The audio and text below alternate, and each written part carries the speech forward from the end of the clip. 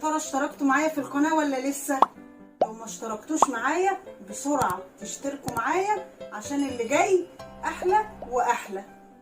النهاردة بقى يا اصدقائي جايالكوا بصنفين في منتهى الجمال، ويعتبروا من الاكلات الفاست فود اللي ولادنا وبناتنا بيحبوهم جدا، وعلى طول هم خارجين من الدروس او من الجامعة او في اي خروجه مع اصحابهم على طول سندوتشات ايه؟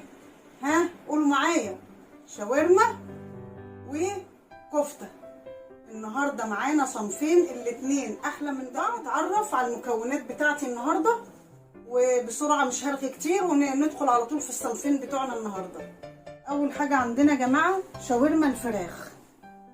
عندي وراك فراخ مقطعاها شرايح رفيعه يعني كده بالحجم ده كده اهو، بالحجم ده شرايح رفيعه جدا، وشرايح فلفل الوان احمر اخضر اصفر، بصل برضو متقطع شرايح رفيعه، عندي زيتون اخضر، زيتون اسود متقطع قطع صغيره، وطبعا جبنه موتزاريلا وجبنه مشكله، يعني انا شارياها كده جبنه مشكله، بتبقى عباره عن مجموعه جبن مبشوره في بعض. وعندي طبعا زيت، سمنه، مجموعه بهارات. البهارات دي عباره عن فلفل اسود، قرفه، ريحه قرفه كده صغيره، نص معلقه حبهان مطحون، بصل بودر نص معلقه، توم بودر نص معلقه، وبهارات فراخ. الوصفه دي يا جماعه ممكن تنفع بالوراك المخليه زي اللي انا عاملاها النهارده كده، وطبعا تبقى احسن واحسن لو جبتي صدور مخليه او صدور بانيه. بس انا اللي كان متوفر عندي النهارده الوراك المخليه. عملت ايه بقى؟ طبعا غسلت الفراخ كويس جدا بالملح والخل زي ما اتفقنا، وعايزه تزودي بقى ليمون او حاجه ماشي مفيش مشكله عشان تضيع زفاره الفرخه، وتسيبيها في الملح والخل حوالي نص ساعه، وبعد كده تغسليها كويس جدا وتصفيها. طبعا انا عشان استخدمت النهارده وراك، فالوراك بيبقى فيها نسبه دهون او بعض عظم كده صغير او بعض عروق كده ايه رفيعه يعني، فانا حاولت بالمقص اشيل كل الزيادات دي سواء عروق عظم دهن، حاولت ايه اتخلص منها، وقسمت الوراك دي على جزئين. الجزء اللي كان يعني ناعم كده معايا وجميل دي عملته الشرايح، والجزء التاني هو اللي هعمله ايه في الكفته. نتعرف بقى على مكونات الكفته. طبعا عندي اهي الفراخ فرمتها في الكبه بالمنظر ده، وعندي بصله كبيره مفرومه ناعم جدا، وحبه خضره بمقام 3 معالق كبار.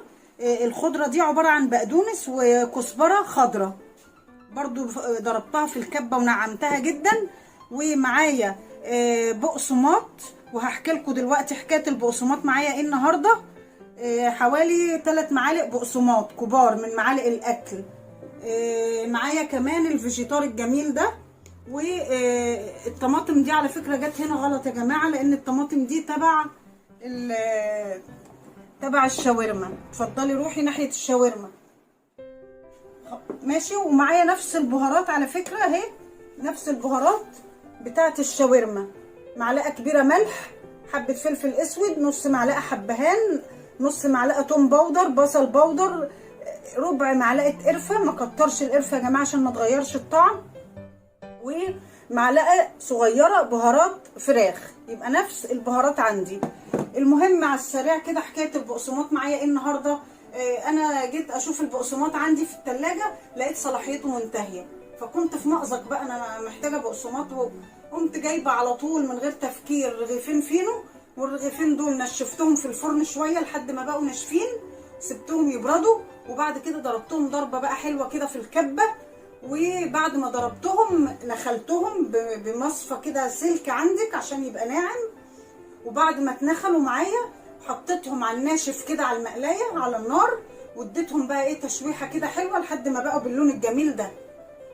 يعني دي كمان بالمناسبه طريقه عمل البقسماط البيتي، ان يكون عندك عيش، بس عيش طبعا حلو فينو، تنشفيه باي طريقه، يعني ممكن حتى تكشفيه كده ايه في مكان نظيف ما فيهوش اي شوائب يعني في الجو، لتاني يوم هتلاقيه نشف خالص.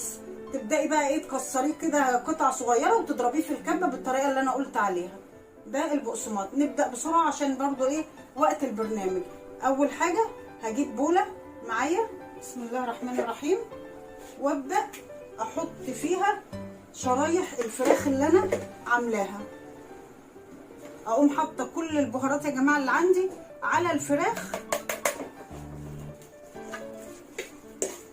واسيبها بقى مع نفسها ايه تاخد وتدي مع الخلطه دي، عشان تبقى ايه يعني الفراخ مكتسبه طعم البهارات دي، على ما انا اشتغل في باقي الاصناف اللي معايا.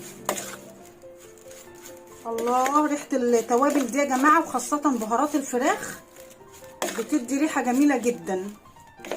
خلاص كده قلبتها، اسيبها كده بعض الوقت قبل ما احطها في المقلايه اهي. اسيبها كده على جنب. نبدا يا جماعه نحضر دلوقتي في الكفته الجميله بتاعتنا. بسم الله ما شاء الله ولا قوه الا بالله. اول حاجه هحط عندي الفراخ المفرومه، بصوا ناعمه ازاي، ناعمه جدا. الفراخ والبصل بتاعي المفروم اهو كله على بعضه، والخضره الجميله بتاعتي دي، قلنا بقدونس على كزبره خضراء، بسم الله ما شاء الله. واضيف عليها البهارات بتاعتي كلها كده مره واحده. واضيف كمان الايه ال3 معالق بقسماط او 4 معالق بقسماط اهم كده بالطريقه دي. وكمان يا جماعه اضيف حوالي ربع معلقه بيكنج باودر او كربوناتو، بيكنج باودر او ايه كربوناتو. قلنا البيكنج باودر او كربوناتو دول هما اللي بيخلوا الكفته هشه. وابدا بقى ايه اقلب الكفته الجميله بتاعتي دي كويس جدا. وده يا جماعه شكل العجينه بتاعتنا بعد ما ايه ما قلبناها كويس جدا وبقت متجانسه. طيب هنسيبها كده تريح بس ثواني. هنبدأ على طول في شاورما الفراخ. بسم الله الرحمن الرحيم. ببدأ احط زيت وسمنه،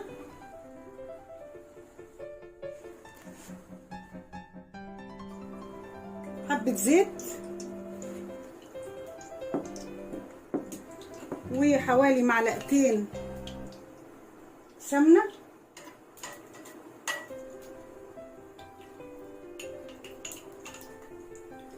وابدا انزل على طول زي ما عودتكم دايما على 2-3 فص مستكه بتدي طعم في منتهى الجمال.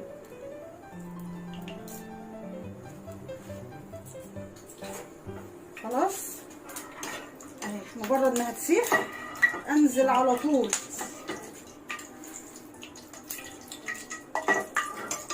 مجرد ما تسيح معايا يا جماعه بنزل على طول بالبصله الجميله دي بتاعتي. بسم الله الرحمن الرحيم.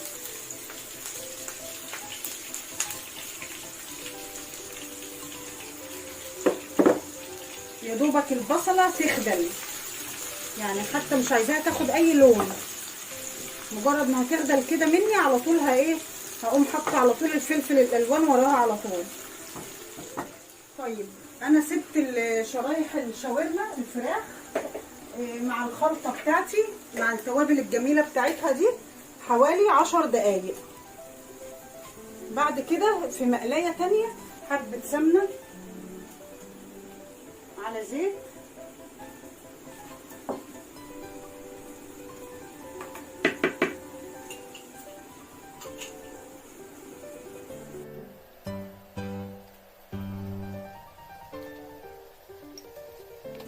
واقوم حاطه الفراخ الجميله بتاعتي دي.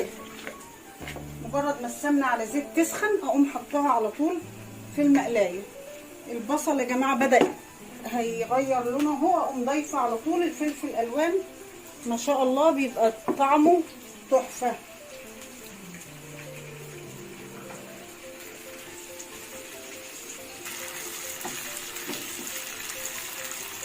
هبدا اقلب كده يا جماعه البصله مع الفلفل الالوان برضو لحد ما ايه الفلفل معايا يخدل شويه.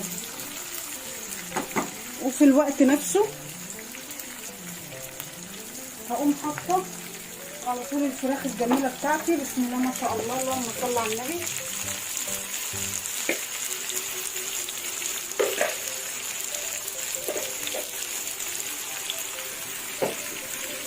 واقلب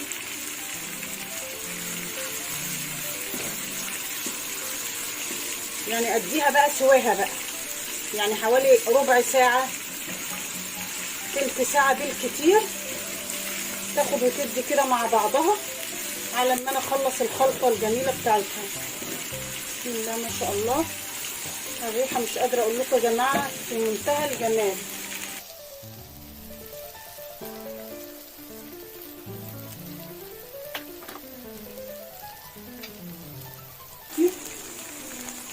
اغطي الفراخ عشان تستوي براحتها، اغطيها واوطي عليها سنه، يعني انا مش عايزاها على نار عاليه. النار العاليه دايما ما بتديش نتيجه حلوه، يعني ممكن تحرق الاكل وهو لسه ما استواش. الخلطه اخدت اللون الجميل والفلفل بدا يدبل اهو يا جماعه. ابدا بقى الخطوه اللي بعد كده احط عليها الطماطم اللي متقطعه قطع صغيره.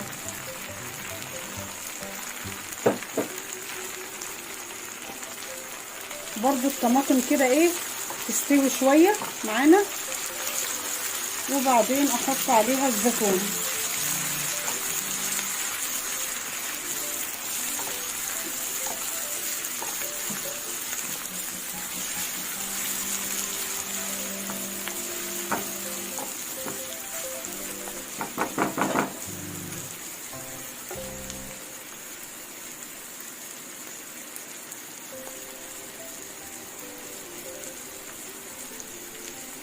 خلاص تمام كده الطماطم. ابدا اضيف الزيتون، اما زيتون اسود وزيتون اخضر او واحد منهم المتوفر عندك. بسم الله ما شاء الله.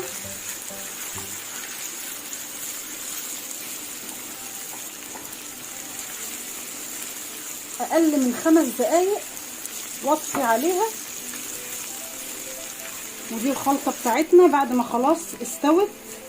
ابدا احط عليها، اطفي عليها واحط عليها مجموعه الجبن اللي عندي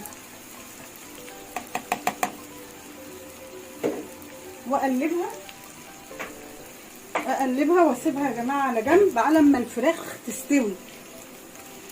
الفراخ طبعا وهي بتستوي بتنزل ميتها، فميتها دي هي اللي بتخليها تستوي. يعني انا ما زودش الفراخ ميه، لان انا مش من مصلحتي الفراخ تبقى صيصه يعني فيها ميه كتير او سائل كتير، لاني انا هحطها في سندوتش فما ينفعش تبقى فيها اي سائل.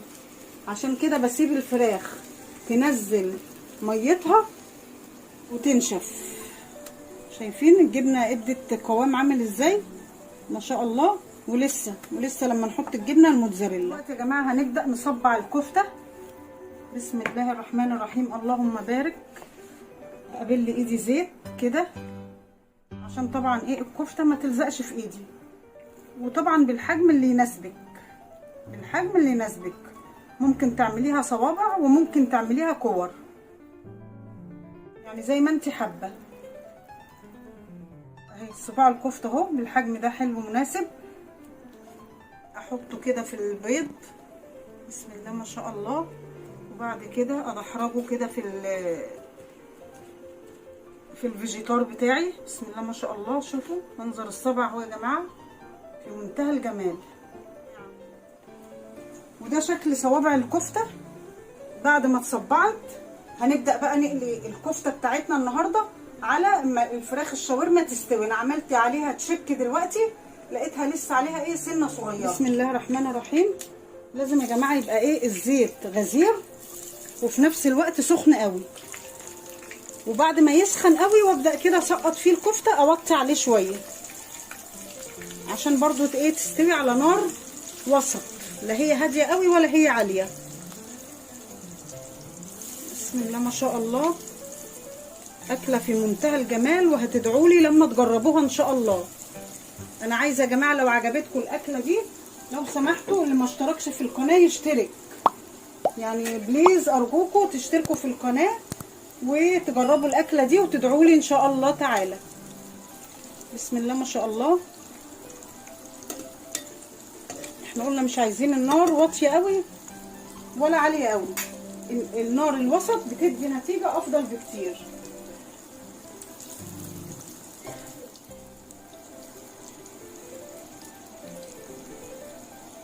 دلوقتي نكشف على الفراخ كده.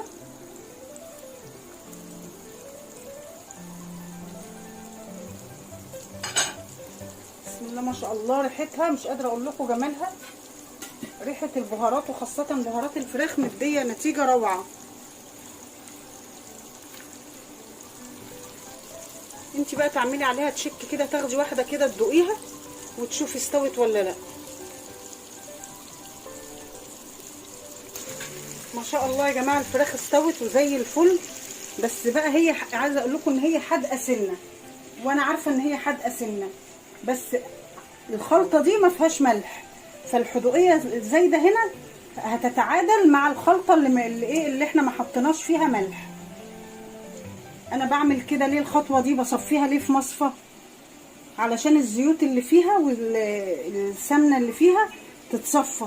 انا مش محتاجاها، لان انا زي ما قلت لكم انا هعمل سندوتشات، فبالتالي الزيوت دي مش مرغوب فيها، علشان السندوتش ما يبقاش مدهن او سايح يعني من بره. فانا بسيبها شويه صغيرين كده في المصفى دي، وبعد كده احطها بقى في الخلطه الجميله بتاعتي. يا جماعه شكل الكفته بعد ما خلصت بسم الله ما شاء الله، لونها في منتهى الجمال وطعمها رائع. يعني احنا دقنا بصراحه، ما استنيناش انا وبنتي، يعني اديناها كده على طول اول ما استوت. لازم اطمن طبعا. فوصفه هايله ونتيجه رائعه بصراحه، وهتعجب جوزك وولادك جدا جدا. الكفته ان شاء الله هنعملها سندوتشات عيش فرنساوي اللي هو العيش الفينو، تمام. والشاورما هنعملها في العيش السوري.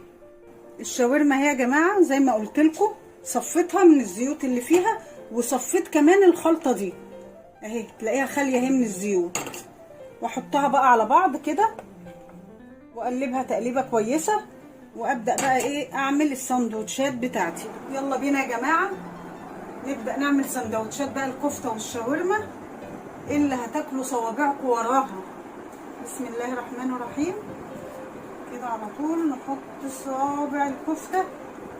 العيش طبعا عشان صغير مش هياخد صابعين كفتتين ورا بعض، فممكن ياخد واحده ونص. يا جماعه من جوه مستويه وزي الفل، وطعمها مش قادره اقول لكم جمالها. بسم الله ما شاء الله. ممكن بقى تزودي الاضافات بتاعتك على الكفته زي ما انت عايزه، كاتشب، مايونيز، رشه بقدونس، طماطم، على حسب بقى ايه المتاح عندك، او على حسب اللي انت بتحبيه. انا هحط لها كده كام شريحه طماطم بسم الله ما شاء الله، واحط لها رشه كاتشب كده تبقى جاهزه للاكل. ده سندوتشات الكفته بسم الله ما شاء الله.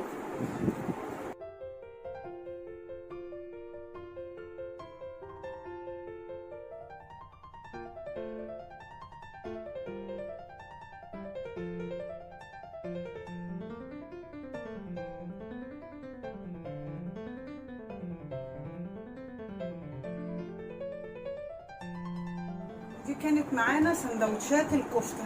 طيب نبدأ بقى نعمل سندوتشات الشاورما. بسم الله ما شاء الله. ابدأ الخليط اللي عندي ده يا جماعه، احط كده في نص الرغيف كده،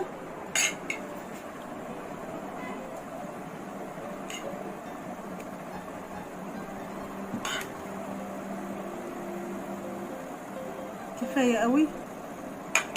احط له رشه جبنه موتزاريلا،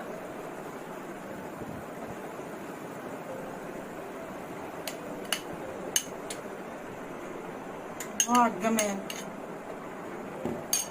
واطبقه كده من الجنبين بسم الله ما شاء الله، وابدا الفه بالطريقه دي. هيبقى زي زي سندوتشات المحل الجاهزه في المطاعم واحلى واحلى. خلاص كده ابدا بقى احطه في التوستر السخن قوي عندي. بسم الله ما شاء الله تبارك الله.